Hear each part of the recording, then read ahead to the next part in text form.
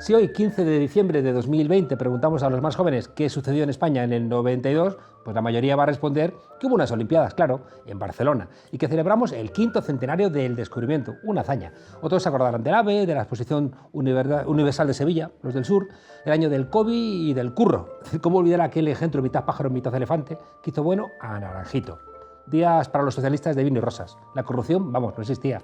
La prensa internacional decía que éramos los prusianos del sur. Andar no veía motivo para gritar eso de váyase, señor González, escondido con su bigote, en fin.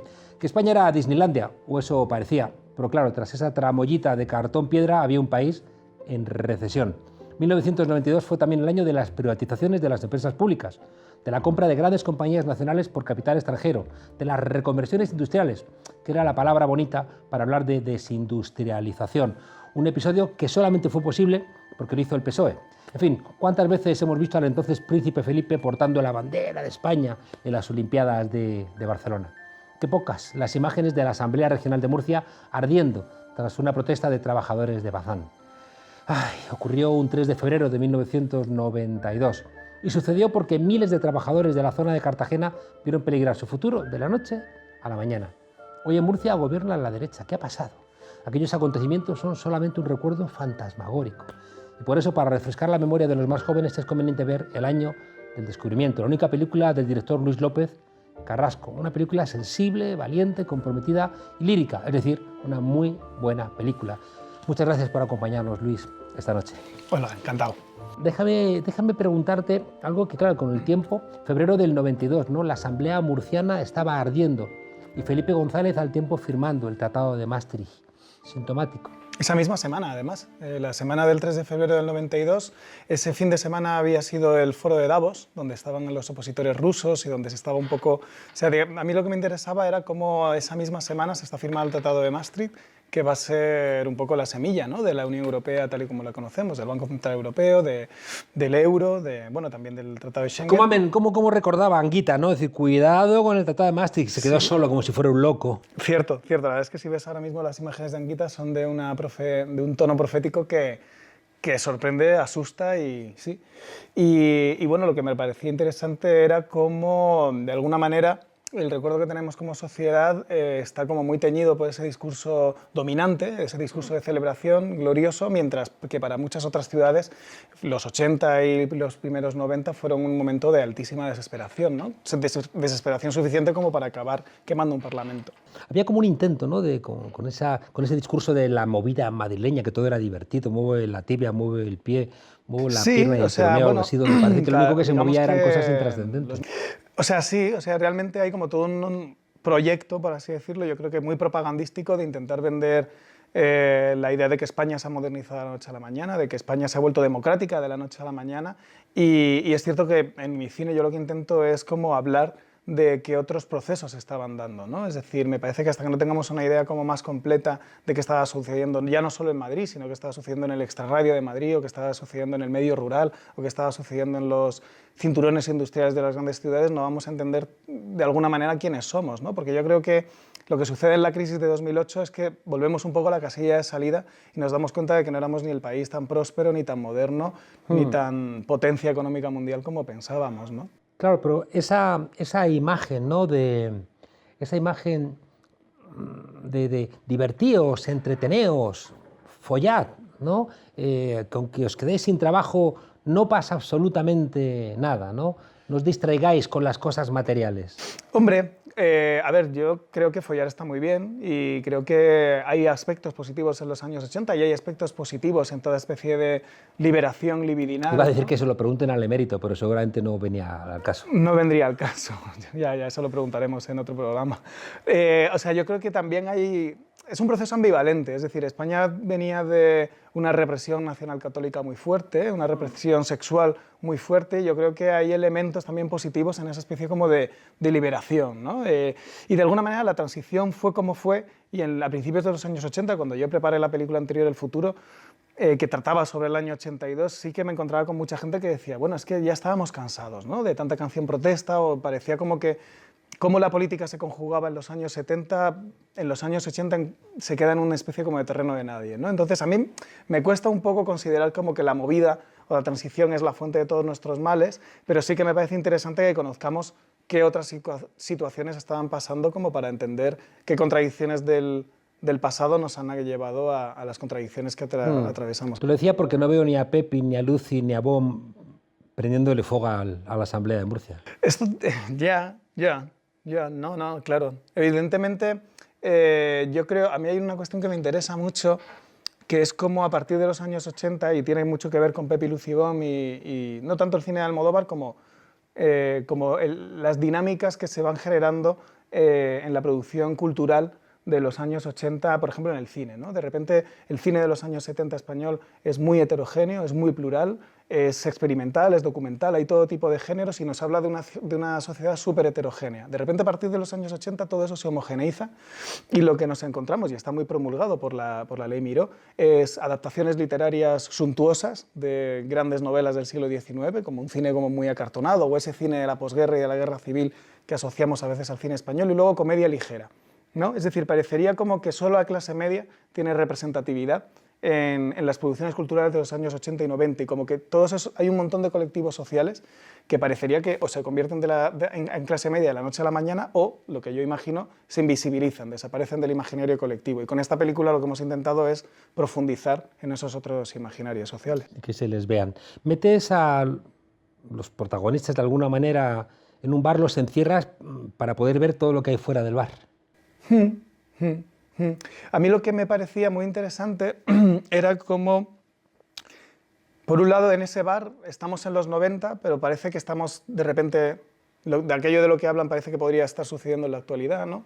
El tiempo parece como que está un poco confundido en la película, y luego, de alguna manera, estábamos hablando de un mundo casi desaparecido, ¿no? El mundo del trabajo industrial o el mundo del trabajo propiamente dicho, y me parece que hay determinadas cosas que se evocan mejor con la palabra hablada, ¿no? Me parecía como muy interesante, a través de conversaciones muy minuciosas y muy detallistas acerca de cómo era el trabajo, o cómo son los barrios, o cómo es la vida en los barrios, que tú como espectador o espectadora puedas de alguna manera imaginar dentro de tu cerebro esas vidas, pero sin mostrar archivo, ¿no? Sin mostrar de repente los lugares físicos, ¿no? Sí que aparece el archivo en la película, pero es en un momento muy determinado y muy contundente. Recuerda las conversaciones de los lunes al sol, recuerda esa asamblea de Tierra y Libertad, ¿no? De alguna manera... Sí, pero a diferencia de los lunes al sol... Y también las urdes. De Buñuel, ¿eh? Bueno, en alguna crítica lo han mencionado, conectar esta película con las urdes. A diferencia de Los lunes al sol, y es uno de los principales potenciales que desde el equipo trabajábamos, es que trabajamos con la gente de allí. Es decir, la película la protagonizan 45 personas de los barrios obreros de Cartagena y de La Unión que están hablando de sus propias experiencias. Eso no quiero decir que la no ficción sea más válida o más valiosa que la ficción, pero de alguna manera hay algún tipo de carácter genuino y subjetivo en lo que cuentan, que creo que está muy relacionado con el impacto tan potente que produce la película. Una de las cosas buenas, de las muchas cosas buenas de tu película, es que no has tenido que poner al comienzo: esta película está basada en hechos reales, ¿no? Es como bastante evidente.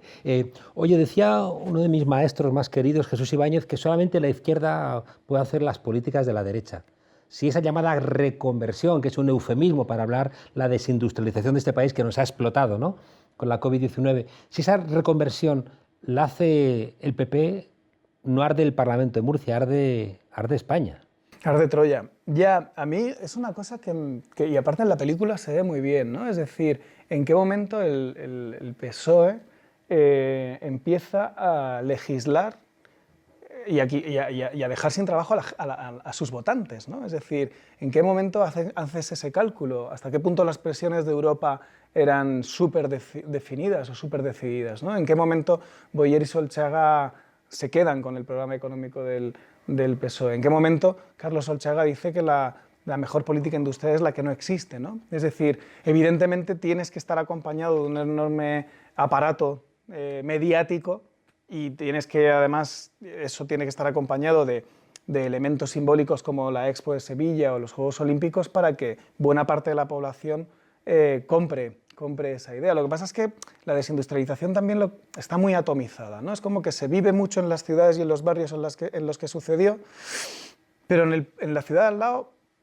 a lo mejor no se habían enterado. Yo hago esta película, entre otras cosas, porque yo de niño recuerdo en Murcia ver en la televisión que estaba ardiendo el Parlamento, y cuando preparo esta nueva película sobre la reconversión, sobre la desindustrialización, pregunto a mi familia de Murcia ciudad o a mis mayores, oye, ¿qué recordáis de lo que pasó en el 92? Y absolutamente nadie recuerda nada. No es que no recuerde nada, es que están convencidos de que eso no ha sucedido. Evidentemente en Cartagena sí se recuerda, pero que en la capital, a 45 kilómetros, esto no se recordase, me parecía como un motivo fundamental para hacer una película. Ese olvido tiene muchos factores, ¿no? Pero desde luego está muy relacionado con el hecho de que todas las miradas estaban puestas en que los eventos internacionales deportivo-culturales tenían que salir bien, ¿no? Con la guerra de Yugoslavia, a lo mejor los problemas son de otro lado, ¿no? Los problemas son de otro lado. Del pasado. O la idea de que los obreros que estaban luchando por sus puestos de trabajo son vendidos para la opinión pública como un colectivo nostálgico. Es como gente que se opone al progreso. O sea, el debate es pasado versus futuro. El debate no es, oigan, vale, estas empresas a lo mejor hay que modernizarlas, pero modernicémosla, pero no nos convirtamos en un país dependiente del sector alimentario y del sector servicios, ¿no? Porque eso nos va a producir la fragilidad que estamos viendo ahora. Esto es un discurso, recuerdo, que estalló ayer, recordábamos, ¿no?, el aniversario de la huelga del 14D del 88, el discurso del Partido Socialista, ¿no?, personas como Ludolfo Paramio, en aquel entonces Cotarelo, eran: la huelga general es un instrumento antiguo para mantener privilegios antiguos de trabajadores antiguos, ¿no?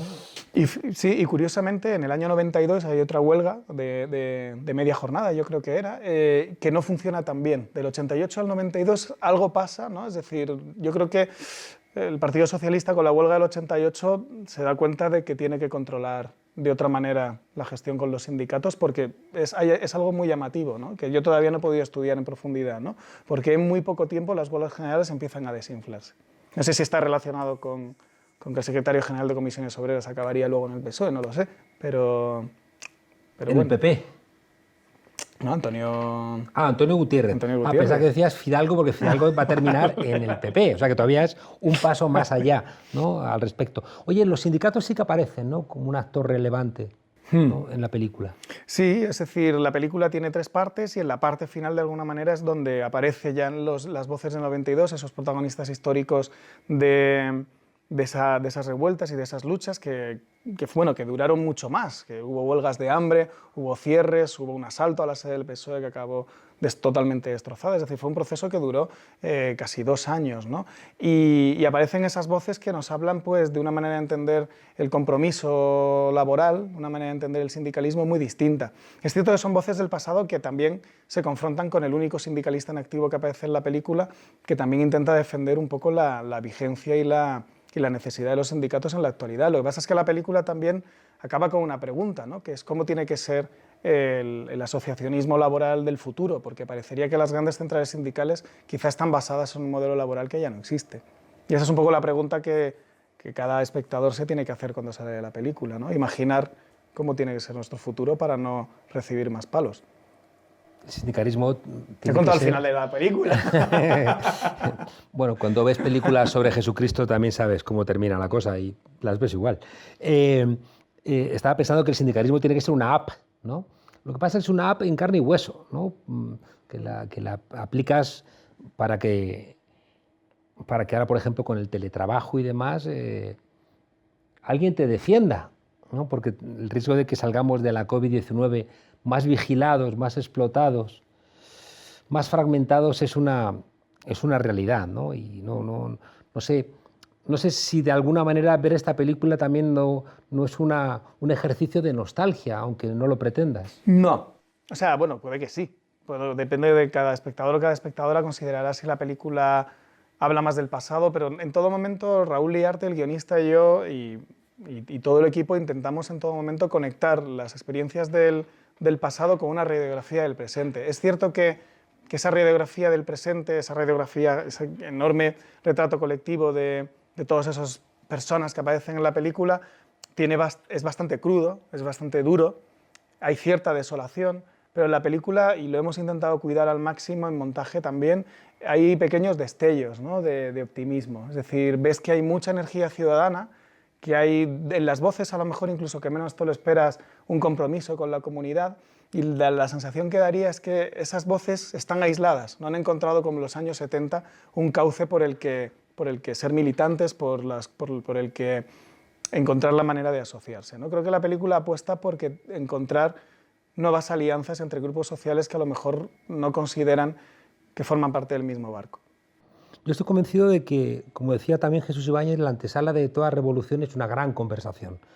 De alguna manera, antes de que las cosas ocurran, hay una deliberación en la Revolución Francesa, en la Revolución Rusa, la Revolución Sandinista, ¿no?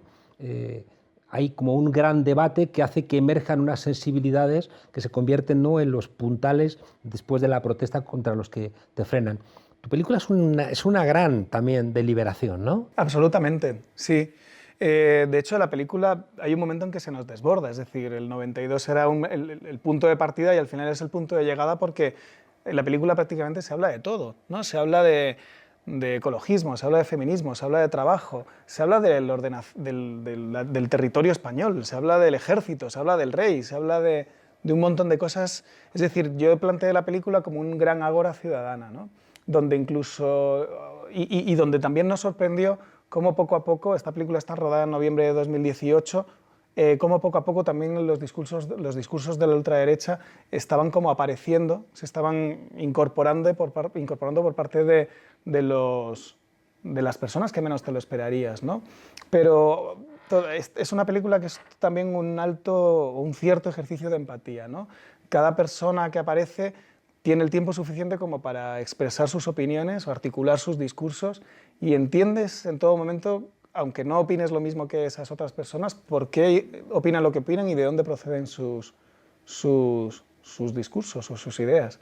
Y esa era un poco la propuesta del film, y aparte hacer visible una sociedad, la cartagenera o la murciana, que también está un poco como cubierta por un montón de estereotipos últimamente. ¿Qué ha pasado en Murcia para que toda esa... Uno mira al siglo XIX y es que, ¿no?, hay una efervescencia que es referencia en el conjunto de España, ¿no? Lo que está pasando en Cartagena, lo que está pasando en Murcia, y de repente es verdad que hay una enorme represión durante el franquismo, pero ves hoy a personajes como Teodoro García que dices, no puede ser verdad. En la película se ve bastante bien cómo los 40 años de franquismo aplastan toda esa memoria de Cartagena como una ciudad rebelde, ¿no? Una ciudad que había protagonizado y en donde había finalizado la Primera República y casi la Segunda República, y donde las revoluciones liberales también habían tenido ahí su caldo de cultivo en el siglo XIX. Y en la Segunda República decían que Cartagena era Moscú y Murcia Roma, ¿no? Es decir, que Cartagena, por ese carácter industrial, tenía una enorme potencia. Y yo creo que esa potencia se recupera en los años 70 y 80, pero muy probablemente sea la desindustrialización la que atomiza toda esa energía política. Y es verdad que, de alguna manera, yo tengo la sensación de que en determinados entornos agrarios del sur de España, al final, esos caciques del 19 siguen controlando unas redes de influencia o de poder muy potente, ¿no? Yo creo que esa especie como de cultura clientelar del Partido Popular y la incapacidad de cierta oposición históricamente en el PSOE de ofrecer alternativas ha sido la que ha generado que... Hay algo que me decía un colaborador de la película, que no sale en la película, que decía que Murcia es la marca pepera del sur, que dice, votamos como los baleares, votamos como los madrileños, pero nuestra estructura social es como la de Castilla-La Mancha, como la de Andalucía, como la de Extremadura. ¿Por qué? ¿Por qué no votamos como ellos? Quizá algunas de las cuestiones que sucedieron en los primeros 90 nos pueden indicar por qué. Yo creo que el desarrollo tecnológico nos sitúa en el riesgo de que haya una cesura con las generaciones más jóvenes, ¿no? Yo a mis alumnos les planteo que es un derecho humano el mes de vacaciones y me miran como si fuera un marciano, ¿no?, recogido en Naciones Unidas. ¿Qué puede ver una persona joven en tu película? Pues, por un lado, va a haber a mucha gente joven, o a unas cuantas personas jóvenes de 19, 20 años que hablan también con mucha energía y con bastante capacidad de articulación política sobre su presente, ¿no? Que es uno para mí de los momentos como más positivos que tiene el film. Y desde luego lo que una persona joven va a ver en esta película es, bueno, toda una radiografía de una realidad social que había desaparecido y que yo creo que nos apela como ciudadanos más que muchas ficciones o mucho cine español que trata de universos, o de series españolas que trata de universos que en el fondo no son muy lejanos, ¿no? Yo creo que al final esta película, y a pesar de su duración, yo siempre digo que se puede ver como una miniserie de 3 capítulos de 1 hora, yo creo que es una película que si te tienes que dedicar, si tienes que trabajar para vivir, y creo que somos mayoría los que tenemos que hacer eso, te interesa, porque habla de cuál puede ser nuestro futuro. Como miniserie, ¿dónde se va a ver? Todavía no lo puedo decir, Ah, bueno, ojalá sea pero se verá. un espacio, porque es verdad que es muy buena idea verlo como una miniserie, ¿no? con tres capítulos. Esa desesperación de la gente joven, yo nunca voy a tener una pensión, vivo el trabajo como si me estuvieran haciendo un favor, ¿no? Por contratarme, todo eso tiene que ser reversible, porque si no el mundo del trabajo pierde esa potencia que tenía durante el siglo XX de transformar la propia humanidad. Hay una cosa que tiene la... Sí, o sea, estoy totalmente de acuerdo. Y hay una cosa que tiene la película, y es que dependiendo de la edad de quien la ve, les gusta más una parte u otras, ¿no? Es decir, a la gente que a lo mejor tiene 50 y pico, 60 años, 70 años, que conoció todo lo que sucedió, pues la parte final en la que los antiguos sindicalistas hablan de ello les encanta, ¿no? Pero sin embargo, la gente joven, y esta película la ha ido a ver gente de 20 y pocos años, les gusta mucho toda esa primera parte en la que, bueno, entiendes que la situación actual es difícil, pero que no es totalmente imposible revertir las cosas. Yo creo que, en ese sentido, las lecturas de gente joven que han visto la película, y cuando digo joven a lo mejor digo de los 15 a los 45 años, yo las percepciones que estoy teniendo es que sale todo el mundo corriendo, en plan, voy corriendo a afiliarme a un sindicato. Todavía no sé cuál, pero esa reacción la estamos viendo. La gente joven que tiene una relación con los abuelos que en mi generación, por ejemplo, no era tan potente, ¿no? Puede haber también ahí una referencia de quién era el abuelo, ¿no? Quién era la abuela. Y porque hemos intentado hacer una película que no se conjugue solo en clave obrerista, ¿eh? Es decir, hemos intentado entender que los procesos políticos son complejos y la película, de hecho, reconstruye de alguna manera toda esa memoria de la disidencia, donde estaría también incorporado el antimilitarismo, el ecologismo y el feminismo como fuerzas potentes políticas que también estaban muy vigentes en los años 70. Entonces, esa confluencia de cara a pensar las luchas futuras creo que es importante, y creo que ahí conecta con públicos muy diversos. Hubo una gran discusión, con esto nos marchamos, porque alguien dijo que había belleza en ver a Notre Dame ardiendo, ¿no? Una belleza trágica, pero esa purificación que tienen las llamas. Ver un parlamento ardiendo está lleno de connotaciones. Te vas a acordar del Reichstag, ¿no? Quemado por los nazis, qué duda cabe, pero también de esa impotencia de unos trabajadores que dicen: ¿para quién estáis trabajando vosotros si pierdo mi puesto de trabajo y por tanto pierdo la posibilidad de pagar mi casa, de poder estudiar? ¿Estáis quemando mi vida? Pues igual no merece la pena estar en pie el sitio donde tomáis estas decisiones. Sí, es decir... Me dices, para eso he hecho una película, no te lo voy a resumir. Para mí esa imagen del Parlamento en llamas es esa cara B, ¿no? Del año 92. Y es una cara B que creo que tenemos que conocer para saber realmente de dónde venimos y cuál es nuestro presente, ¿no? Porque tampoco quiero enrollarme mucho, ¿no? Pero hay esta idea generalizada de que los trabajadores y los sindicalistas les encanta manifestarse, ¿no? Están siempre en la calle, una manifestación. En Cartagena se manifestaron 127 días seguidos. En la lucha vecinal de Murcia contra el soterramiento se manifestaron 300 y pico días seguidos, ¿no? Es decir, muchas veces el relato que nos damos a nosotros mismos depende un poco de dónde pongamos el foco, ¿no? Y hay experiencias como las de la lucha vecinal de Murcia o como las experiencias de los años 90 en Cartagena, que son inspiradoras. Y hay una cosa que para mí es muy importante, es que esta gente, la gente de Bazán, la gente de fertilizantes, la gente de Santa Lucía, es que habían perdido el paro, es que lo perdían absolutamente todo, ¿no? Es decir, a nadie le gusta estar manifestándose bajo la lluvia. Todo el mundo lo que quiere es estar con su familia tranquilo. Claro. Y un parlamento ardiendo nos habla de un nivel de desesperación altísimo. Y eso es importante. Y la plena actualidad, una desindustrialización que tenía que ver también con venta de terrenos, en lugares emblemáticos de las ciudades. Tú en algún momento has dicho que aparecía el rey emérito siempre por ahí, ¿no? De alguna forma también en esas grandes operaciones. De ahí viene después el ladrillo, de ahí viene nuestro país, el año del descubrimiento, ¿no? Mientras que unos están celebrando los fastos del 92, pues había otra España descubriendo que igual les habían engañado. Luis López Carrasco, muchísimas gracias por acompañarnos aquí en la frontera. Ojalá toda esa gente joven que necesita hurtar esa mentira que les quiere negar su memoria, encuentren en tu película ese espacio desde donde mirar, dónde estamos, porque miramos de dónde venimos. Así que muchísimas gracias por ese esfuerzo, por esa sensibilidad y por ese compromiso que muestra tu película. Muchas gracias. Muchas gracias.